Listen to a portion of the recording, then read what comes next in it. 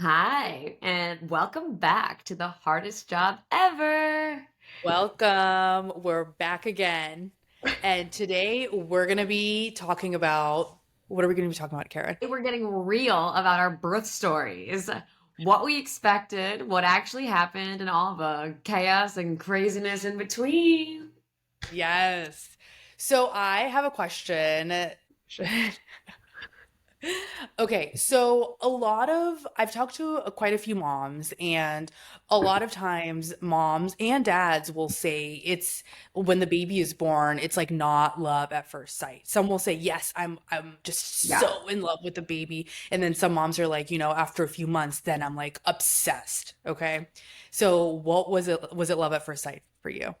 Um, I think at first sight, yes, but I had like initial shock. And then immediately after I got over the shock and the adrenaline kicked in, it was absolutely love at first sight. I would say for my husband though, it was the complete opposite. I think he was like, what is this potato? And he was a little bit resentful of the whole situation and just like the Yeah, birthing experience. So he and I were on different spectrums there. But right. yes, for me, once I saw her and like held her too, I was like, wow, this is like just immediate. Like the affection and the Yeah. connection just immediately takes over. Yeah. For me, it was definitely love at first sight. Like when they were born, I was just like, oh my gosh, I I am know. obsessed with you. I know. Like, I don't know how I'm this obsessed with you, but like, wow, obsessed is the word that I would use Were you for crying or were you what were you doing? Were you crying? I need to know. So when they were born after the C-section, they just because they were preemie babies, and I'll get into it Mhm. later. They were preemies, so they just quickly brought them up to my face and like we did like face to face, and then they took them away Yeah. because they had to be heated in their little warmers. Yeah, yeah.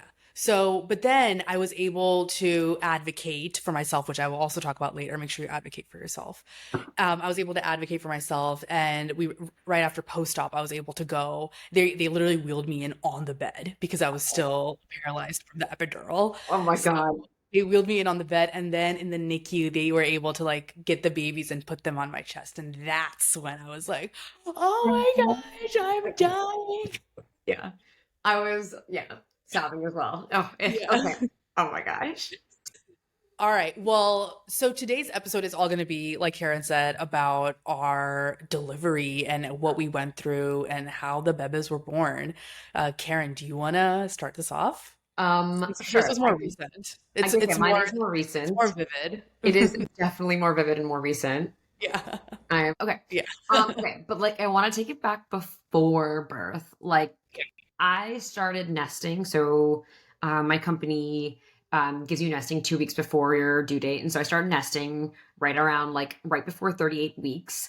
And I just remember vividly being like, okay, I need this baby to come out of me as immediately. I felt I so remember big. I that. was waddling around and Yeah.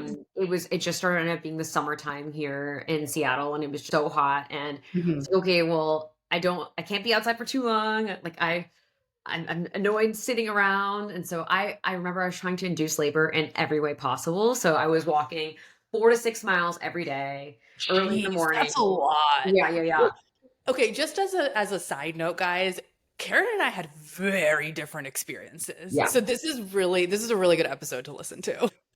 Yeah, we have very different experiences. So yeah, this is 38 weeks. I'm like, please come on. Like she's so low. It was really just uncomfortable. So I was walking every morning. I'd wake up at like 6 and then like before it gets too hot, walk 4 to 6 miles every single day.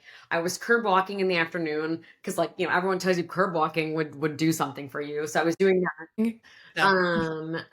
And then of course I was trying to eat spicy food as much as possible too, because that's what they Yeah. say also induces labor. So was doing that as much as I could. Nothing happened week 38. Week 39, I went to my doctor's appointment and I was like, I think I want this membrane sweep. Like, give me that. Um, Wait, what is a membrane sweep? so Also, did not make it this far. this is so messed up. Okay, yeah. So I ended up having two membrane sweeps. The first one did nothing. Um, so what it is, this is like so gross, actually. If It's you not, I hear this word all the time, and I'm sure a lot of people hear it too, and they just don't know what it is. Okay. Well, if you think of your coochie like an orange, right? Like you have an orange and you're peeling it, right? If you could look at the orange and like you were like to able to like when you peel the orange, you have to put your finger in the membrane part of the orange and then pull it back. Essentially, a membrane sweep is just that of your coochie. You're just like you're not peeling anything back, but you're just like trying to sweep the outside of the orange, right? So just to be like, hey, Bebe, it's time to come out. Yes. Yeah. Like, just to like push things along. So, Yeah. I think that maybe is what did it for me. Yeah.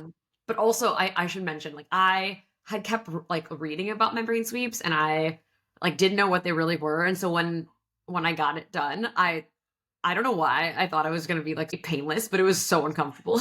Was it really? I would assume it was like painless. Like they just kind of like stick Well, up you there. think you think it's like close, meaning like I don't know how to explain it. You think it's like quick, but actually you have to get all the way up to like the baby essentially. Oh. Oh, so that's pretty high up. Yeah. It's not comfy. Oh. But it's quick, right? So it's like as soon as I realized like, oh, okay, that's what's happening. Yeah. Then it's quick and then it's done. Yeah. But so I had that done on a Wednesday. And then on a Thursday, I was like, okay, maybe today's the day. I don't know. The first membrane sweep did not work earlier in the week. So, like, maybe the second one won't work either, whatever. I keep doing my thing of like walking a ton, sitting on the exercise ball, like swirling, like in circles. I decided to go to Honest, which is an Indian restaurant. And I ordered like really spicy Indian food there. And while I was eating Indian food, I actually decided to call you. Um, What were you eating? That is key. Everybody needs to know what you're eating. I was eating a Bombay sandwich, extra spicy, Yes. and extra cheese because like why not? Yes. And so I was eating that, and oh, I guess I didn't mention all from starting in 39 weeks, I was getting Braxton Hicks contractions all week, and they would come and go, and it would be totally fine. Like I didn't think anything of it because it would come for a short period of time and then I wouldn't have it again for like hours later. Yeah. So on Thursday while I was at Honest by myself on the phone with you eating like stuffing my face with the sandwich, I got a Braxton Hicks contraction, I thought, and I told you I was like, oh, hold on, I need a moment here. I'm having this Braxton Hicks situation. Yeah. And you probably remember this better than me, but I was like, huh, that was weird. I don't know. Yeah, and then you just kept saying, it's a Braxton Hicks. I think I'm fine." And then I was like, "I think you need to call Akash because where was Akash? Where did you send him?" He was in an all-day meeting with like coworkers and everything, and Yeah. so he was busy. And I was like, "Oh no, Yeah. I'm fine." But Yeah. then I think, It's like, "No, I'm gonna stay." And you're like, "No, no, go. It's fine." yeah, he wanted to stay back because my due date was the next day. So this is the day before my due date, and I'm just eating there by myself. And then eventually, I think I told you I was like, this feels a little different. Okay, so sorry, I got distracted by him. Yes. So to recap, I'm sitting alone at Honest, having my Bombay sandwich on the phone with you, Borvi, and I'm like, oh, need a moment, getting my Braxton Hicks. But then this time when it goes away, I'm like, oh, I'm feeling oddly crampy. And I even tell you, I'm like, this is weird. I think it's still Yeah. Braxton Hicks, but like, I think it's best that I take my sandwich home. Yes. So, And and you don't were sit and you there. were you were the one that was like, just go home, eat this at home. What's the big deal? And I'm like, you're right. Okay, I'll just go home and eat the sandwich. So Yeah. I come home, I finish my sandwich, I start binge watching. Thank God you finished your sandwich. I know, immediately. Had to finish Yeah. sandwich. I mean, but seriously, thank God. Okay, because Yeah. that was the last thing I ate for who knows how long. Yeah. Um, I binge watch The Bear on Hulu, and I'm sitting on my exercise ball. I get a call at like 4 o'clock p.m. from Akash, and he's like, "Hey, our meeting's over. Everyone's going on a boat um, for happy hour. I I just want to check in. I know he'd been texting me every 2 hours to check in because he was so nervous because it was the day before the due date, and he was like straight up, do you want me to come home because I know if there's any chance you're gonna go into labor, I want to be there with you. And I'm like, no, I'm just getting Braxton Hicks still. Please go ahead. It's probably your last hurrah. Go on the boat, enjoy the boat. And I will never forget, he asked me this and said this clearly. It was like, it's not like I can jump off this boat and swim to you if you're in labor. Just to be clear, you're giving me permission to go on this boat. And I was like, there is no chance this baby is coming today. Like, this is our second membrane sweep. There's no way, like, whatever. And this is at 4 o'clock. Around 6 p.m., I'm realizing, oh, like I'm definitely having contractions. This is not Braxton Hicks because it's not happening once every like 5 6 hours. This is like few hours, and it's not um quick. It's more pronounced. I'm like, there is something happening, and I'm like feeling really crampy, right? Now, were they really painful at this point around 6 p.m.? No, Or no? no. It was No. more like I'm a little winded, right? I'm crampy and I'm winded. I Okay. wasn't sure what was happening. I was still like, is this Braxton Hicks? I feel like I'm having period cramps. I do not know what this is quite yet, but I'm also not going to freak Akash out because he's on a boat. Yeah. And he And said he and kicked he it off. can't get to me. He's not going to swim to shore. So I'm just going to like play this whole thing out and see what happens. He gets home around 8 p.m. I'm definitely like, I've come to terms with the fact that I'm absolutely in labor. And he is like, what the fuck just happened? So he called around like 8:30-ish, like when he came to his senses. He called the hospital, and because he was starting time contractions, and they're like, "Oh, this is not far enough apart. Like, you guys should like rest, check in with us in a few hours, and then we can address it from then." So it's like 9 p.m. Okay, so I didn't know this, and I'm sure a lot of people don't know either. How far apart do your contractions need to be for you to get it like admitted into the hospital? Google says so. Actually, it's the 511 rule, and that's at least what my hospital did. I think some hospitals have different rules. And so what that means is contractions should be happening every 5 minutes or less. Each contraction should be lasting 1 minute. And this like sort of pattern should be going on for an hour. So 511. Oh, okay. And I was nowhere near that. I think my contractions were happening like around 8 o'clock. They were like every 30-ish minutes. And they were not very long. Okay. They were Um, not like a minute long. No, I think it'd be like 20 seconds. Oh, okay. And like I was still trying to figure out, is this a contraction or not? Yeah, still at That's 8. so stupid. But I was like, what is this? Like, what's happening? But I how would you don't. even know? There's no way you would know it, like because this is your first pregnancy. Yeah, You don't know exactly, until exactly. I mean, the only reason I knew was I was like, this baby is due tomorrow, so I'm essentially probably in labor. Like, right. this is definitely not Braxton Hicks at this point, right? So, Yeah. yeah. So once the nurse on call said that, it's not 511. Like, you need to rest. Call us back in a few hours. Let's see where you're at then. Akash was like, okay, let's go to sleep.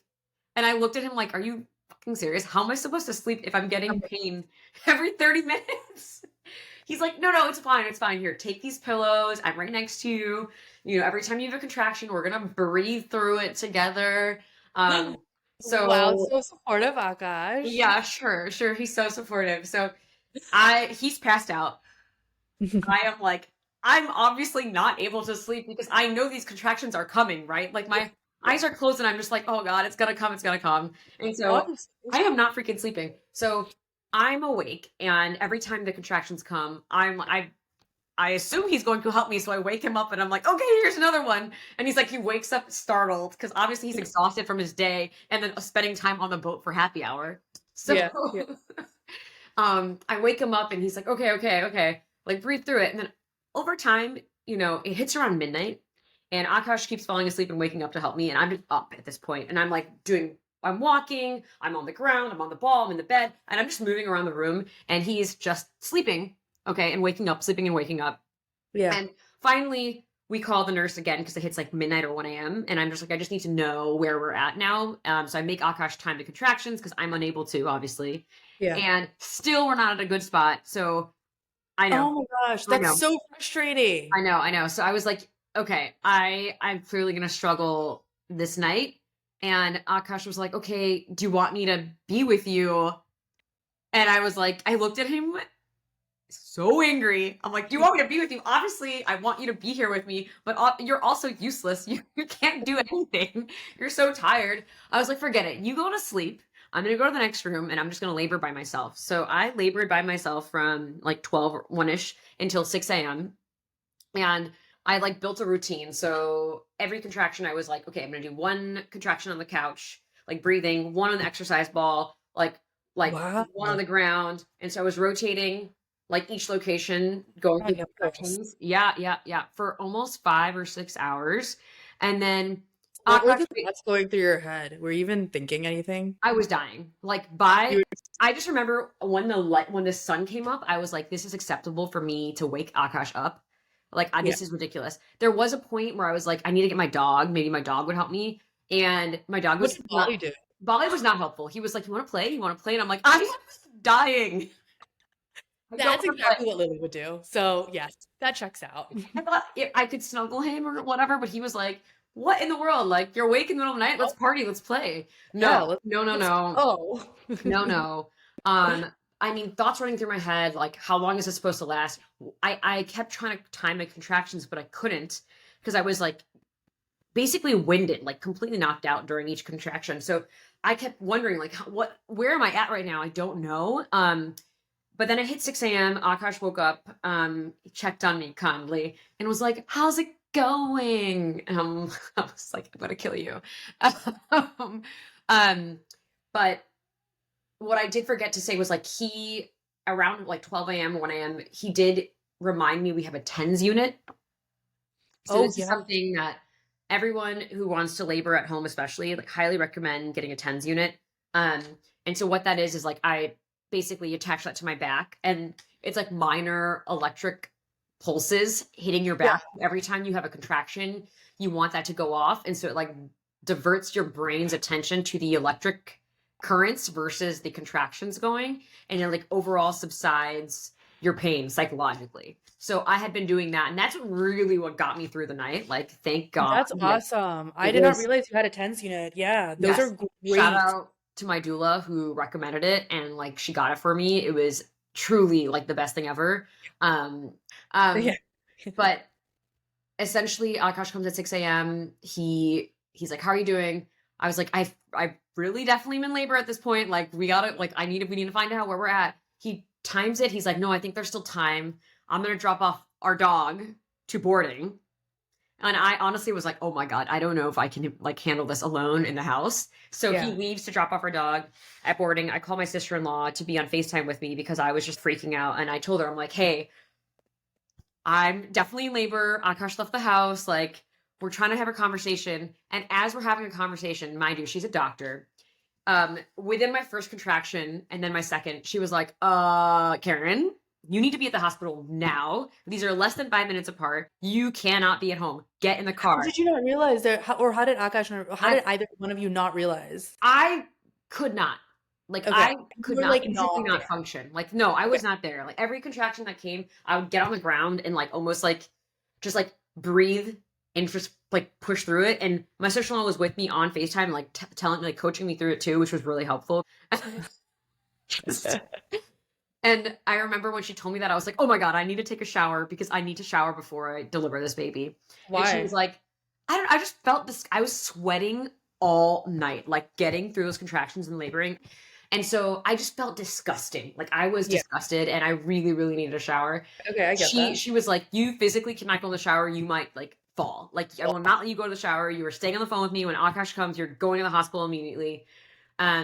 And so thankfully he came back and she like yelled at both of us and was like, get to the hospital. But I'm so thankful because I'm so type A. I already packed the whole car with all of our stuff at Obviously. 38 weeks. So like we just hopped in the car and we made our way Oh, to it was like all inside the car. It wasn't even at the door ready to go. it Wow. was all in the trunk, ready to go, everything we needed. I'm not even impressed. I should be like, yes, this is Yeah, care. duh, duh, duh, duh. Yeah, yeah. Everything was ready to go. So we get to the hospital and immediately like I get out of the car. I like getting into the hospital too. I had to stop twice just to breathe through contractions. Where did you like how did you stop? It was just like on the side of the road? Well, no, in the car I was definitely having contractions. Akash was driving. Like I was just like TENS unit on blast, trying to like just electrocute myself through it Yeah. all. Yeah. But just getting out of the car into the hospital, walking Oh, the walking part. from the Oh, parking lot to the hospital. I Oh could my, not even physically do that. yeah. Yeah, I had to stop twice, and like I was like, I thought I was gonna fall to the ground both times, hunched over. I finally get to the labor and delivery room, and the woman there are like, "Oh, like welcome. You're clearly in labor. It's great. Like, let's get you started and set up." And they were like, they like checked how dilated I was, and I was 7 centimeters dilated. Is So that a lot or not a lot? you start pushing at 10, so we were there. Like we were basically there. And for context, like the week prior, I was like a 1 centimeter dilated. So I Okay. went from like 1 to 7 really quickly. Mhm. So I think I was shocked when we got there and it was 7 centimeters dilated. I It made sense because I was going through Yeah. a lot of pain. Um, and I remember they asked me, "Do you want the epidural now? Do you want it later? Do you want it at all?" And I like really, I looked at her and I was like, maybe I can push through. And so I Yeah. like, paused for a bit and I was like, let's just hang out here. Let's see how I'm doing. Like, and Akash was like, "Are you sure you don't want the epidural?" So we haven't even talked about your birth plan. Like, was this a part of your birth plan? I'm sure that's something you think through, whether you Yeah. want to Next girl or episode, we're definitely going to talk more about birth plans. But yeah, yes, I was like, I really want to try to go as long as possible without having epidural, yeah, because I really didn't want interventions, right? And so yep, oftentimes, like things like Pitocin, which, artificially starts getting your contractions going and all that stuff, like that's what you would need to then like induce labor and whatnot. yep, And so I really wanted to avoid all interventions. And so I wanted to get far along as possible, ideally without epidural, but if I needed to use it, then fine. And so here I was, like 7 centimeters. I tried to wait longer. As soon as I got to 8 centimeters dilated, because I was just laying there at this point in the hospital, just like mhm, waiting for to be fully dilated. I I was like, screw this. Like I'm eight yeah. centimeters now. Screw this shit. Like give me the epidural. And Um, I'm assuming the pain continues to get worse and worse, like more intense as you get more dilated, or no? Is that not what I works? would say it's more rapid. Okay. So like intensity, I guess at a certain point, everything's intense. Hmm. You sort of can't realize personally how much worse it is. But what does occur is there's less time to breathe in between. Like Yeah. there's less time because it's like up and down, right? And so as you get more dilated and as more contractions come and like you just have less time to recover. So it's just like Yeah. back to back to back more so. And it's so much. It's like, So then it just kind of like builds up in you. yeah, Okay. yeah, yeah. And you I'm have trying to no make this time. relatable for myself because I have no idea what that feels like. And that's kind of why I want to do a third round so I can freaking do You want redemption rounds? You're gonna have birth. to file. Oh my god, Ruby, please, please, please. Oh my god. Anyways, though, let me tell you though, if you do have a third one, get the epidural because the moment I got the epidural, I could feel nothing really. Like I knew a Yeah. little bit when the contractions were there, but it was like totally fine. I Good. immediately could nap. Um, and then I woke up because they were like, let's check how far along you are. And then they Hmm. were like, okay, you're at 10 centimeters dilated, but your water hasn't broke yet. Crazy. Yeah. So then I'm like, oh my God, what? And they're like, well, we can assist and help you break the water bag. And I, once again, was like, oh, I don't know if I want that. I don't know if I want it. And they're like, well, just like a simple like membrane sweep again, or like essentially like just like nothing, nothing like too crazy. If Yeah. that does it, then let's see Yeah. what happens. And so I was like, okay, let's do that. So they did that. And then within like 30 minutes, my water broke. And then they're like, okay, now it's time to start pushing.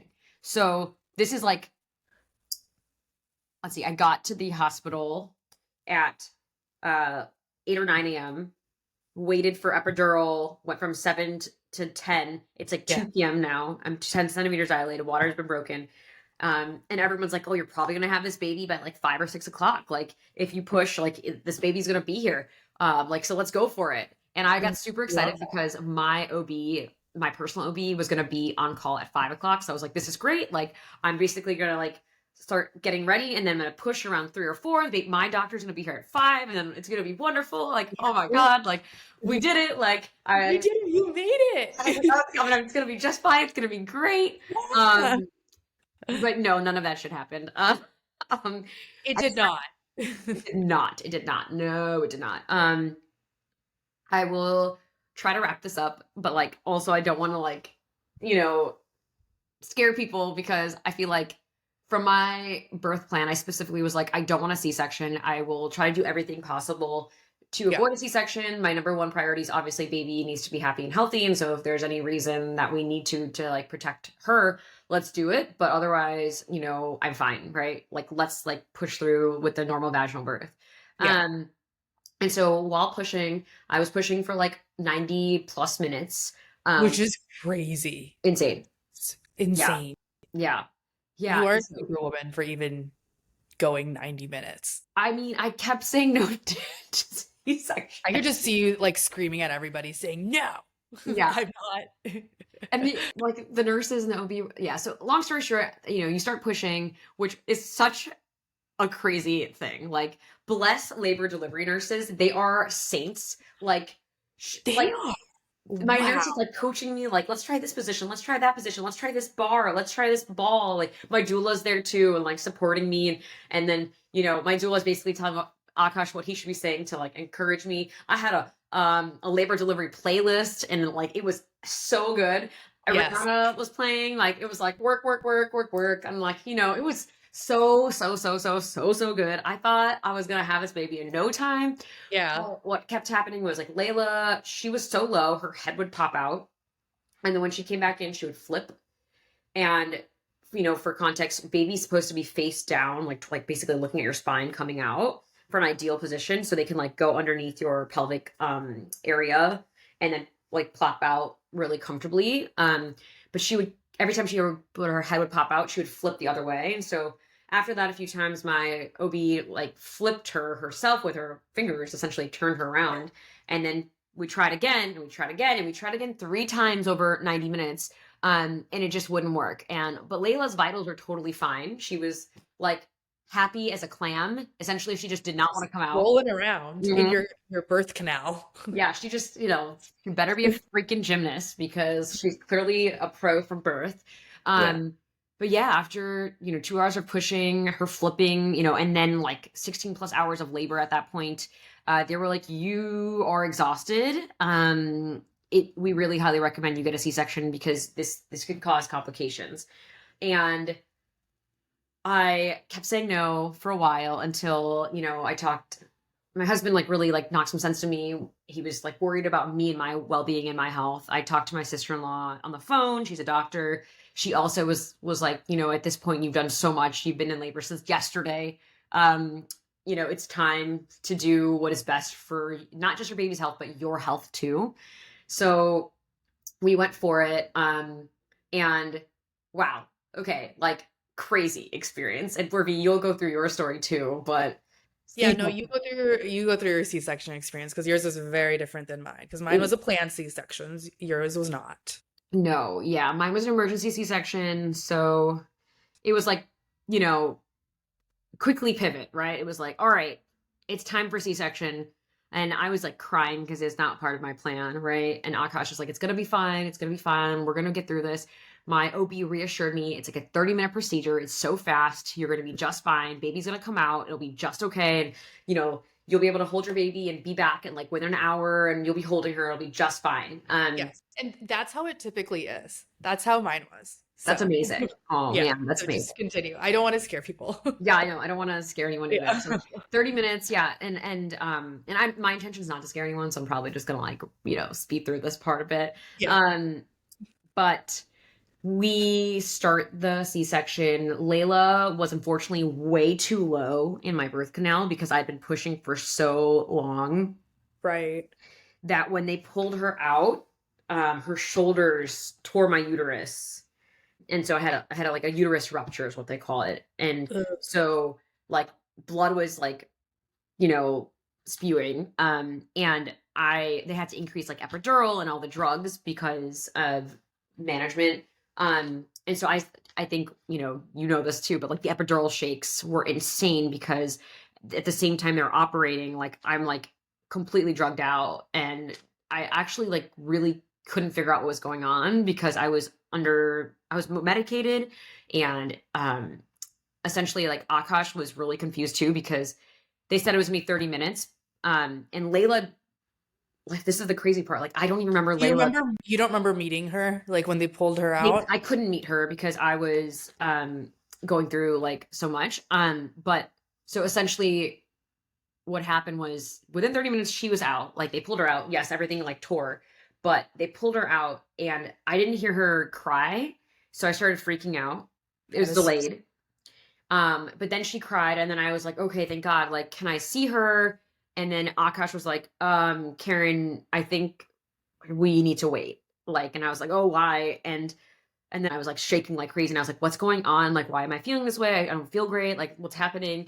And then um essentially it took 2.5 hours because it was I believe 22 to 24 stitches, and then I know Layla was there, but Akash was too scared to leave me. So it was almost like the nurses, my doula, and Layla, and then Akash was with me. Mhm. Um, and because I just really couldn't talk, like I was really struggling to talk. Yeah, and which is where Um, exactly where he should be. yeah, Yeah. I felt so weak, and honestly, Akash was saying he was just like really upset with Layla and like was pretty resentful in the moment. I get Um, it. It's such an emotional time, and like what you went through 2.5 hours in the OR like that, I can't even imagine. yeah, it's nuts. So she was born at 11 p.m. and then I got out of surgery around 1 a.m. Um, and so yeah, I got out of surgery. I like kind of passed out, Yeah. and then when I woke up, it was like 2 or 3 in the morning or something like that. And then the nurses brought her to me. Um, Okay, then you saw her. yeah, yeah, yeah, yeah, yeah, yeah. And how was that? Were you a little bit more in your senses when you woke up Yeah, or yeah. I was so over the moon. I was elated. Akash actually like saw me hold her, and then he was like, "I need to go take a walk." I think he was like really overwhelmed, and so Yeah. me, my doula, and Layla hung out for like a good hour at 3 a.m. and then Akash came back. But yeah, I do remember like kind of in the OR, Akash held Layla, and that was kind of my last memory. Okay. And then you were just kind of out of it. Yeah, and then I woke up and I was like, okay, Mm. my baby, give me my baby. Yeah, my baby. And I was After so all of excited. that. Yeah, yeah. I was so excited though to see her and like hold her. And the moment I held her, I was like absolutely in love, like we talked about, like Yeah. just over the moon, so in love. Um, I could not believe like she was ours, you know. It was just I know. crazy, crazy, crazy, I crazy. know. But Well, you really went through some shit to yeah, but like in hindsight, right? Like if I could go back, yeah, do anything differently? I wouldn't have been so obsessed with my like plan of like no C-section. All like I do think that if I had a C-section earlier, I probably would have not gone through some of the trauma because part of it was she was Right. down so low. Yeah. Yeah. And if I had listened to the recommendation earlier on, I think that could have been avoided. Um, so, now I lived and I learned to tell the tale Yeah. here. Hindsight is 2020, right? Yeah. So you went through this experience. Now you know for baby number two what you got to do, which Yeah. is a C-section, Yeah, right? I Because know. you have C-section to do a now. C-section if you get And one. it'll be planned. Yeah. Yeah. Yeah. 10 out of 10 recommend a planned one, but we'll go through mine later. Yeah. Okay. So thank you for sharing that story. I'm sure it brought a lot of emotions back up, reliving, recounting that, right? Yeah, no, it Yeah. definitely did. I think, though now almost 8 months since then, I'm in a much better spot. I think the first 2 months I was like, what just happened? Honestly, Hmm. maybe even the first 4 months, just because the recovery and everything is just takes so much time, and you just keep thinking like, how could I have done things differently? Um, and I already alluded to this. Like, I do think obsessing over a particular plan could be a little bit tough. Like I wouldn't recommend having a very rigid structured plan because you will want it so badly that in the moment perhaps you won't be willing to be as flexible, and I think that's exactly what happened to me. I was unwilling to be flexible, and I do think I prolonged things unnecessarily. So if I could go back in time, I would definitely change that. um, and I think it's really important to remember there's no right way to give birth. The best thing you really should do is just trust yourself, take everything moment by moment, give yourself grace, and like be completely flexible. Um, Just go with the flow. Like, you are not in charge. Your baby's in charge. You are The literally baby is in charge. your what you want does not matter. It's like only baby matters in Exactly. that moment. They will decide. They will come out however they want to.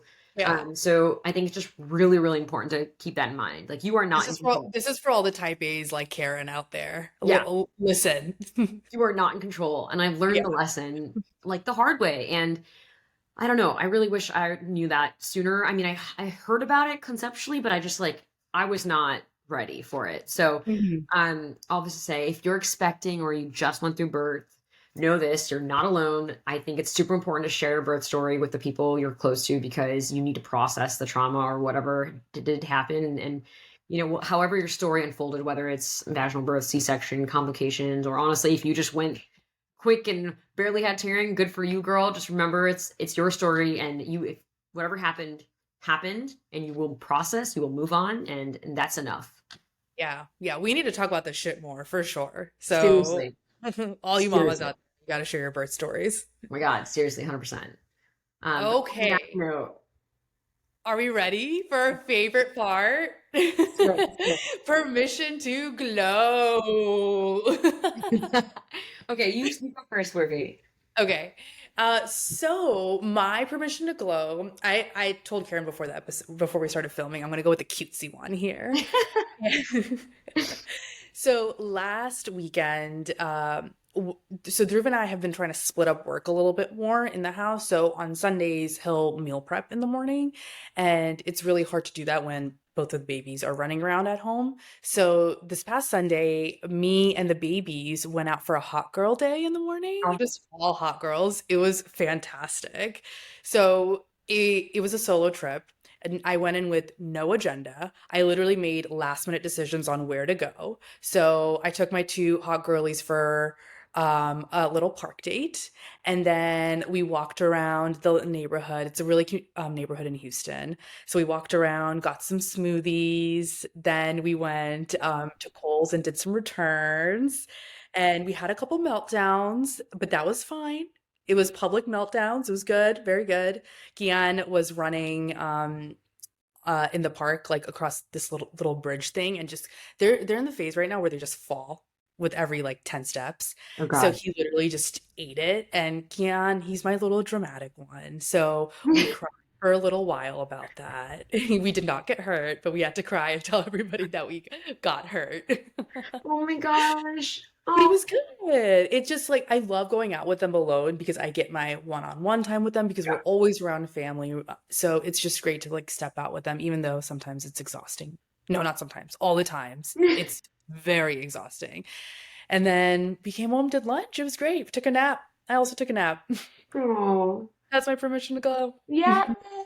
That sounds lovely. It sounds really lovely. What Yeah, about you? you and your hot girlies. I love it. Yeah.